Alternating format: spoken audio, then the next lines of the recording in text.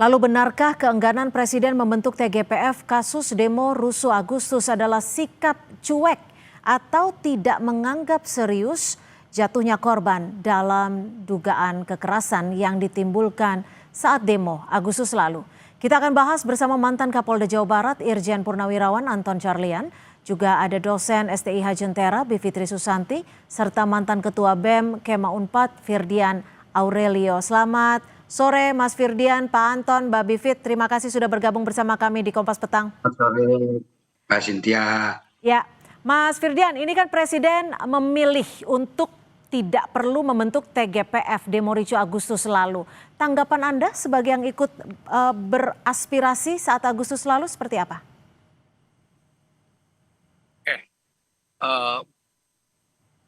Dalam banyak sejarah dunia, Mbak, pelanggar HAM seringkali melindungi pelanggar HAM. Kalau kita melihat contoh dari mulai Hitler, Mussolini, Putin, dan lain sebagainya, pelanggar HAM cenderung akan melindungi pelanggar HAM. Saya nggak pengen bilang bahwa Presiden melindungi pelanggaran HAM, tapi kalau niatnya kayak gini, ya jangan kaget kalau publik kemudian menafsirkan ke arah yang sana. Yang kedua, Mbak, sekarang polisi telah melakukan berbagai show ketika bicara soal menginvestigasi hilangnya korban demonstran, kemudian menginvestigasi siapa di balik kerusuhan, tapi lama-lama cuma jadi kayak cap dan stempel. Nah, kalau polisi berusaha mencari siapa dalang di balik kerusuhan, ujung-ujungnya disita buku, Mbak. Itu aja udah pasti salah tangkap. Kalau disita itu buku udah salah tangkap. Teman-teman kami yang masih ditahan di Polda, bahkan sekarang kesehatan dan psikisnya menurun, dikasih makannya dikit, diberikan intimidasi, belum lagi ancaman UITE. Dan tiap hari kami dapat kabar-kabar baru, penjemputan di daerah-daerah. Ada di Jawa Timur dijemput, di Jakarta teman kami Muhammad Iqbal dipanggil, dan lain sebagainya. Jadi harusnya kan di mana-mana ketika ada gerakan dari negara, ketika membuat investigasi, harusnya memberikan rasa aman untuk publik, terutama kami untuk orang-orang muda yang bersuara. Faktanya sekarang kami malah jadi takut dianggap sebagai perusuh oleh polisi, supaya polisi yang penting KPI-nya beres aja gitu, Mbak.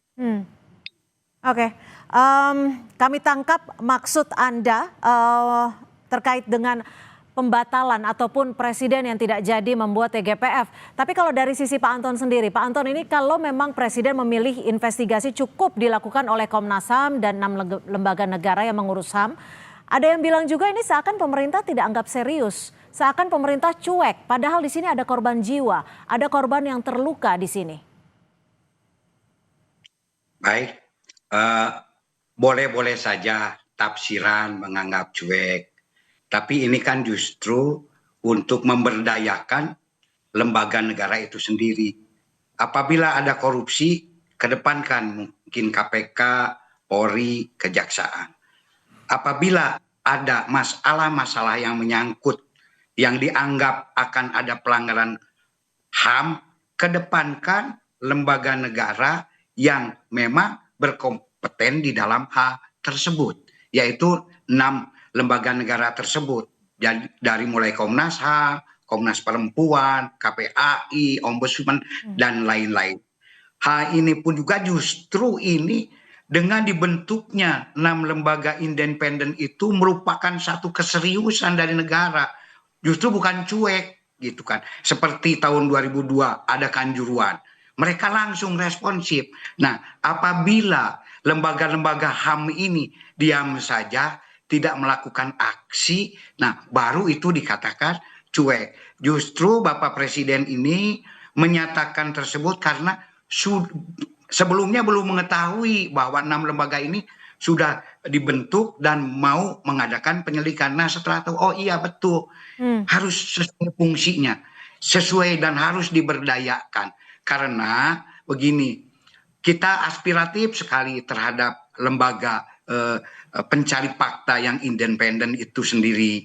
Namun di dalam hal ini adalah penyelidikan dan penyidikan. Penyelidikan dan penyidikan itu ada aturan-aturan tertentu, ada hal-hal yang harus ditembus. Ini kalau ini berdiri sendiri, ini ada keterbatasan-keterbatasan. Tapi gini Pak Anton, maaf saya potong. Kalau kita anggaran yang bicara soal TGPF, ini kan adalah instrumen resmi pemerintah yang artinya mau andil langsung. Anda dulu sebagai penyidik kasus Munir dalam tim TGPF-nya. Kenapa menurut Anda ya, juga Anda sepakat artinya dengan pemerintah untuk tidak perlu membentuk TGPF? begini, karena ini pelanggaran HAM.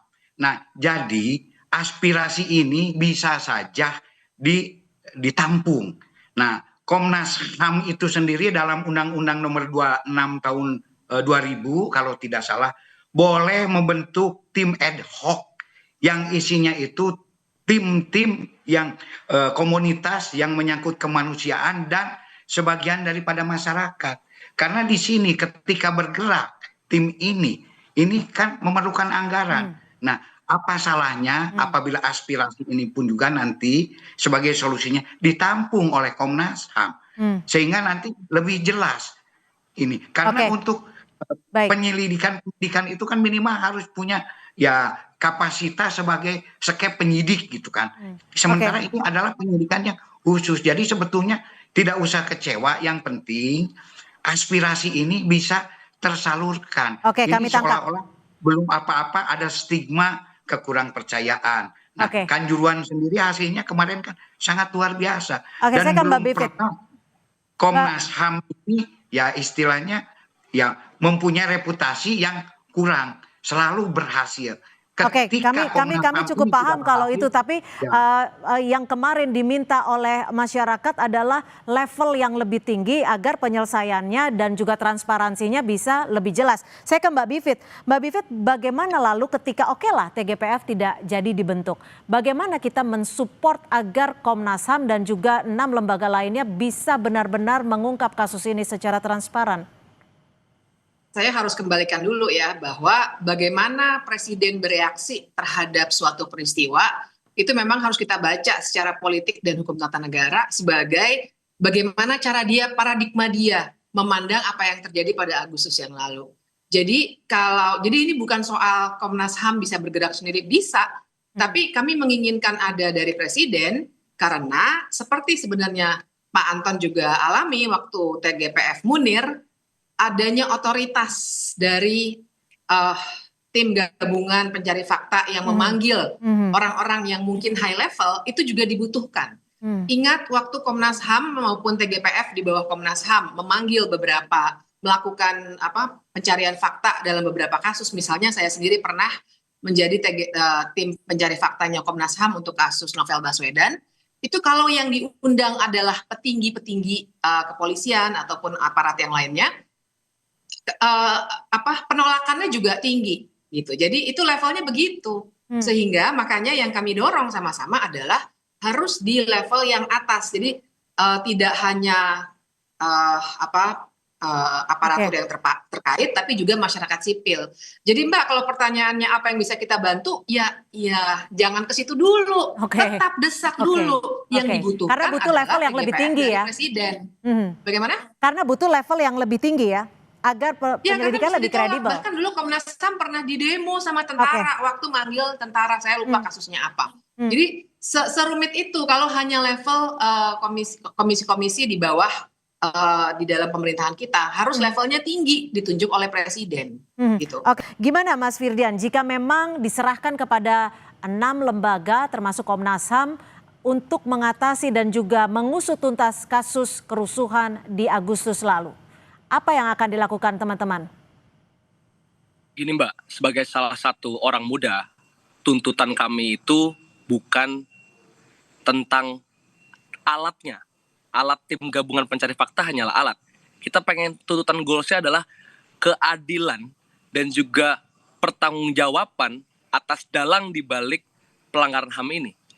Sekarang saya usia 25 tahun Mbak. Sebutlah pelanggaran HAM pasca tahun 2000-an. Munir, KM50, Kanjuruhan, Novel Baswedan, kerusuhan Agustus kemarin. Sampai sekarang, saya nggak tahu siapa dalangnya Mbak. Kami nggak tahu siapa dalangnya. Sudah berapa banyak tim gabungan pencari fakta. Kami nggak tahu sekarang siapa dalangnya. Dan kami nggak tahu dalangnya udah di penjara yang mana. Kami nggak tahu. Artinya kami nggak mau lagi itu terulang. Negara harusnya bersyukur. Kita ini belum sampai level kemarahan kayak di Nepal. kayak di Prancis. Dan kami hari ini menuntut dengan cara-cara yang formil. Kami pengen presiden memberikan legitimasi hukum untuk mencari siapa dalang di balik kerusuhan dan juga keadilan untuk korban. Dan hukuman tentu saja untuk mereka-mereka yang terlibat, termasuk institusi yang terlibat. Oke. Dan kalau ini, ya jangan heran kalau kami marah lebih jauh, gitu aja.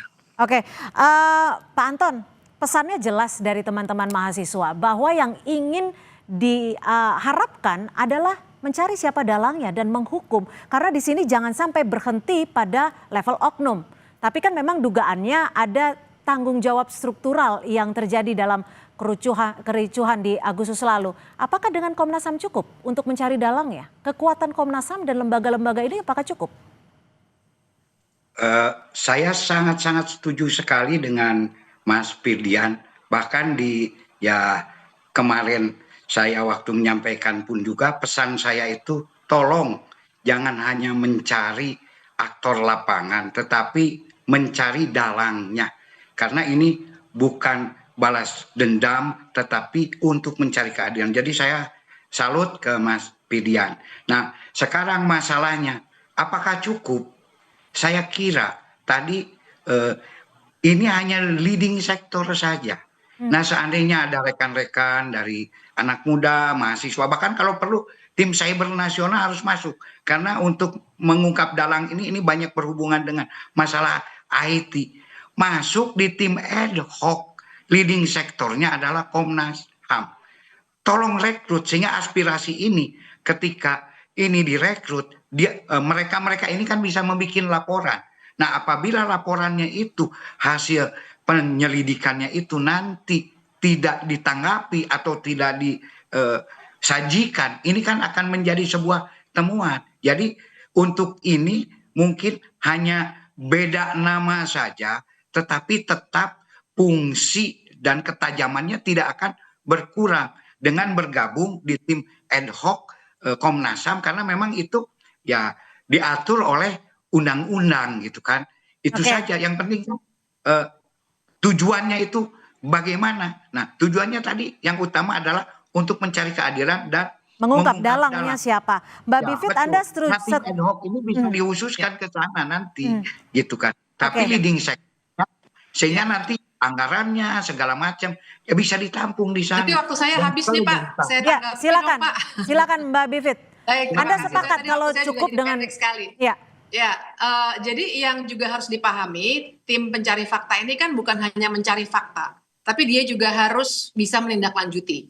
Jadi misalnya dari 6 komisi yang disebut-sebut itu, yang punya kewenangan melakukan penyidikan pro justisia itu hanya Komnas HAM, berdasarkan Undang-Undang 26 2000. Tapi Komnas HAM juga untuk melakukan penyidikan pro justisia harus melalui pleno dulu dan lain sebagainya. Contoh kasus Munir itu akhirnya bisa jalan dan sampai sekarang belum juga, makanya kami lagi menuntut Komnas HAM, belum juga ditindaklanjuti setelah lebih dari 1 tahun. Contohnya itu.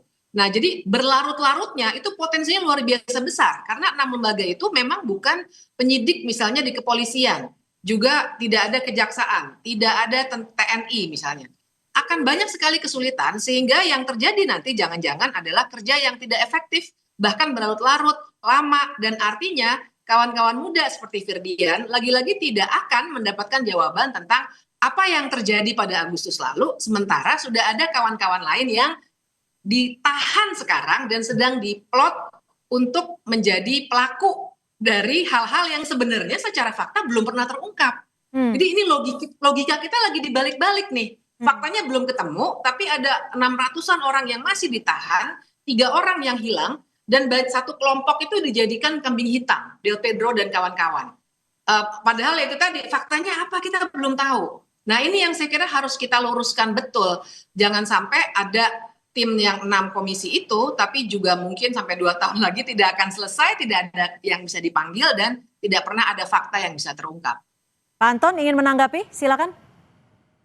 Ya, untuk tim ad hoc itu sendiri kan nanti ada TO, target operasional, dan juga time limitnya. Jadi khususkan saja ini untuk mencari dalang sebagaimana kesepakatan rekan-rekan semuanya.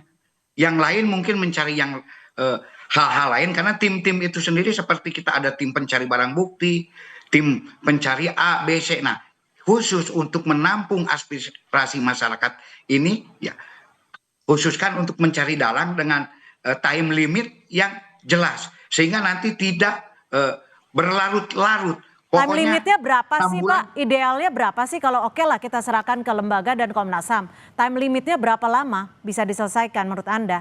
Disepakat itu sesuai dengan kesepakatan, karena tadi itu harus pro justitia gitu kan, dan yang sudah ada pro justitia ini ya salah satunya dalam pelanggaran HAM tadi sudah disebutkan adalah Komnas HAM. Tinggal dipertajam saja. Seandainya ada kita di dalamnya, ya rekan-rekan kita semua, para penggiat kemanusiaan dan masyarakat yang tokoh-tokoh itu kan bisa tahu, oh begini. Nanti kalau ada kesulitan juga begini. Sehingga nanti tim ini pun Oke, juga, tim kami yang tangkap. tidak ada dusta di antara kita gitu. Ketika kita pun juga sudah berbaur di dalamnya gitu Oke, kan. kami Sehingga tangkap. ini tinggal pembahasan saja. Mas Firdian, apa sebenarnya kalau dari teman-teman sendiri yang dibaca terkait dengan pembatalan TGPF ini? Singkat saja. Ya, balik lagi Mbak ke statement saya saat di awal tadi. Dalam sejarah dunia, seringkali pelanggar HAM akan melindungi pelanggar HAM yang lain. Jadi kalau misalnya hari ini negara tidak mau disebut sebagai pelanggar HAM di era terbaru ini, ya stop tutupi berbagai pelanggar HAM berat Agustus kemarin. 10 korban terlalu banyak, 1 orang meninggal pun sudah terlalu Baik. banyak. Itu aja Mbak. Baik, Mbak Bivit, apa yang Ya. akan Anda lakukan jika memang kalau tadi Pak Anton menyebut harus dipasang, harus diberikan time limit. Jika transparansi time limitnya ini melewati batas tertentu dari teman-teman, apa yang akan dilakukan? Ya, saya kira ini sebenarnya balik kepada presiden ya, terutama ya. Karena kalau dari kita semua sih menuntut, sampai sekarang pun masih menuntut selama TGPF itu tidak ada, hanya komisi-komisi itu menurut kami sama sekali tidak akan efektif. Jadi dikembalikan pada presiden, kita pertanyakan, berarti presiden menganggap peristiwa Agustus itu biasa-biasa saja, makanya tidak terlalu istimewa sampai dengan dibentuk TGPF. Dan yang kedua, pertanyaan yang bisa diberikan adalah, apa sih memangnya yang mau ditutupi sampai tidak mau ada high level tim seperti itu yang dibuat oleh presiden. Ke situ Mbak, pertanyaan besar yang kita semua harus ajukan. Siapa yang ingin dilindungi dengan tidak adanya TGPF? Oke, terakhir Pak Anton, apa yang bisa Anda sampaikan ketika memang nanti ternyata cita-cita Anda juga kan untuk mengungkap siapa dalangnya. Jika nanti juga tidak terungkap, apa yang akan bisa dilakukan? Ya, setelah limit time-nya sudah kita tentukan dan disepakati bersama, kemudian dalangnya nanti tidak terungkap juga. Nah, itu baru bisa mendesak dengan keras untuk dibuat TGVF. Buang waktu dong kita. Di mana sebetulnya ya tim TGVF itu sendiri sebetulnya siapa sih sekarang yang mau jadi tim TGVF? Mungkin A, B, C, D gitu kan. Nah, ini untuk sementara kan bisa di tim ad hoc gitu kan.